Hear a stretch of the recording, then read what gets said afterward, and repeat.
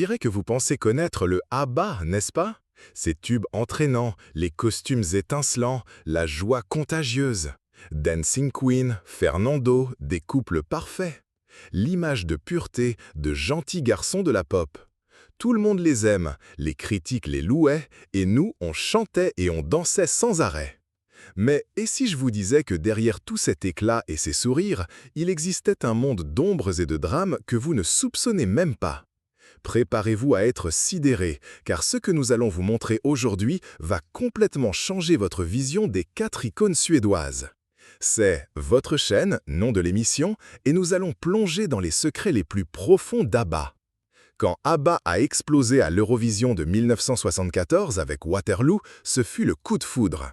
Ces vêtements colorés, cette musique entraînante. Ils sont devenus le groupe préféré des discothèques, du public. Mais déjà dans cette chanson victorieuse, si vous y prêtiez attention, elle donnait déjà des indices que ce n'était pas un groupe comme les autres. Pensez-y, Waterloo parle de la bataille de Waterloo en 1815 où Napoléon Bonaparte a perdu. Et ils ont utilisé cela comme métaphore pour tomber amoureux. J'ai été vaincu, tu as gagné la guerre. Waterloo, je sais que mon destin est d'être avec toi. Enfin j'affronte mon Waterloo, chantaient Frida et Agnetha. Et le plus fou, c'est que tous les albums d'ABBA sont comme ça, des métaphores sinistres dans des paroles ambiguës qui explorent des choses lourdes comme la perte, le passage du temps, la brièveté de la vie et la séparation, tout cela bien caché derrière un rythme pop qui vous donne envie de danser. Prenez Mamma Mia par exemple, l'un des titres les plus populaires, n'est-ce pas? Mais il parle de quelqu'un qui souffre d'une rupture, qui a besoin de passer à autre chose. Et Gimme, Gimme, Gimme, c'est quelqu'un en dépression qui appelle à l'aide. Personne ne m'aidera à chasser les ombres. Emmenez-moi de l'obscurité à l'aube, chantent-elles Frida et Agnetha.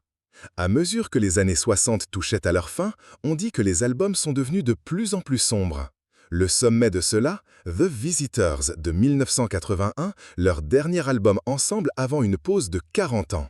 Les paroles de The Visitors sont si politiques, directes et obscures, plongeant dans la terreur de la guerre froide, que l'album a même été banni de l'Union soviétique. Et le public, habitué à danser et à être heureux avec ABBA, n'a pas très bien reçu cette approche plus lourde. Pour empirer les choses, plusieurs titres dénonçaient la fin des couples, ce qui s'est produit dans la vie réelle. La chanson-titre elle-même, The Visitors, parle d'intrus essayant d'infiltrer des réunions secrètes contre des gouvernements totalitaires. C'est pour cela qu'il y a cette phrase « Et quelqu'un force la serrure, aucun de mes amis ne serait si impatient ». Et « The day before you came », il s'agit de quelqu'un qui meurt soudainement à la fin d'une journée ordinaire menant une vie apathique. Avec toute cette description, il était difficile de savoir ce qui se cachait derrière la façade amusante des concerts et des clips. Qu'est-ce qui inspirait Benny, Björn, Agnetha et Frida à composer tout cela? Ils n'ont jamais officiellement la fin du groupe, ils ont juste mené des projets séparés et ne sont revenus qu'en 2021 avec Voyage. Mais après 25 ans, grâce à quelques interviews, nous avons enfin pu comprendre ce qui se passait en coulisses. Nous étions très fatigués d'ABBA et, après nos divorces, il n'était pas possible de continuer ensemble, a raconté Agnetha au journal El País en 2018. Et c'est elle qui souffrait le plus.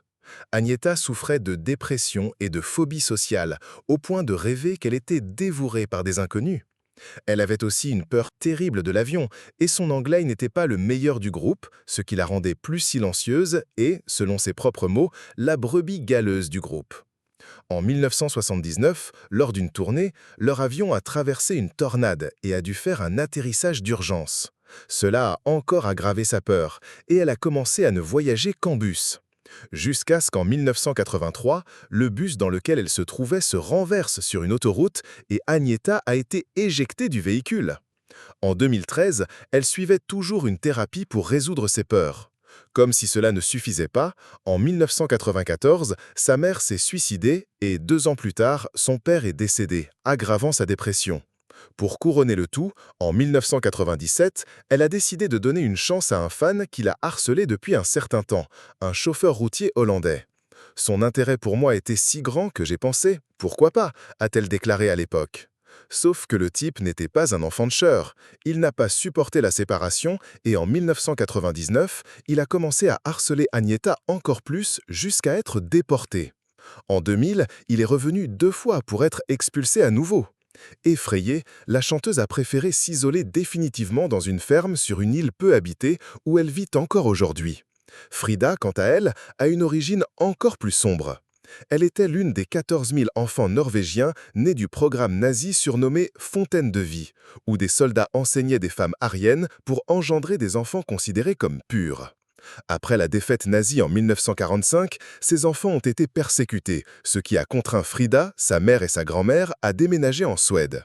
Mais la mère de l'artiste est décédée peu après d'un problème rénal, laissant Frida à seulement 2 ans. Les proches qui se sont occupés d'elle ont dit que c'était une enfant solitaire et soumise.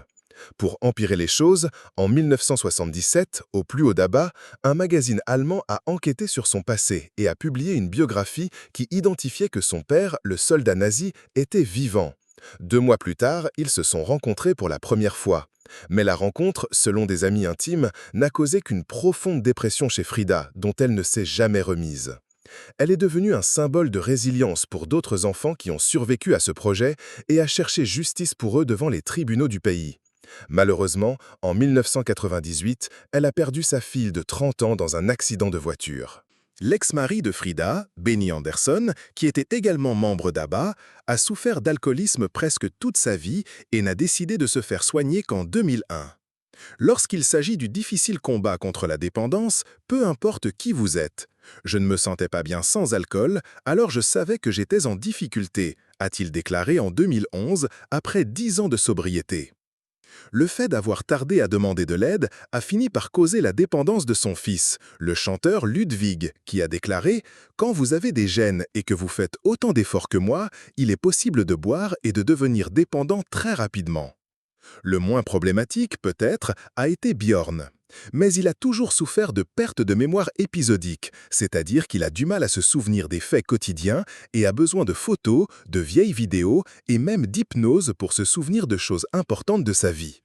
Il ne se souvient même pas que le groupe a remporté l'Eurovision en 1974. « Je n'y étais même pas », a-t-il dit un jour, ajoutant que cela l'aidait au moins à ne pas regretter le groupe. Avec le temps, Björn est devenu une sorte d'évangéliste et prêchait que l'argent était la cause de tous les maux, vivant sans un sou, selon The Guardian en 2014. Mais cela est peut-être dû au fait qu'en 2008, il a été accusé par l'agence fiscale suédoise de ne pas avoir payé 9 millions de couronnes suédoises d'impôts impayés pendant 8 ans et de blanchir les revenus de redevances dans des pays étrangers. Eh oui! En regardant tout cela maintenant, il est beaucoup plus facile de comprendre pourquoi ces 4 icônes sont devenues des personnes si isolées, parfois littéralement.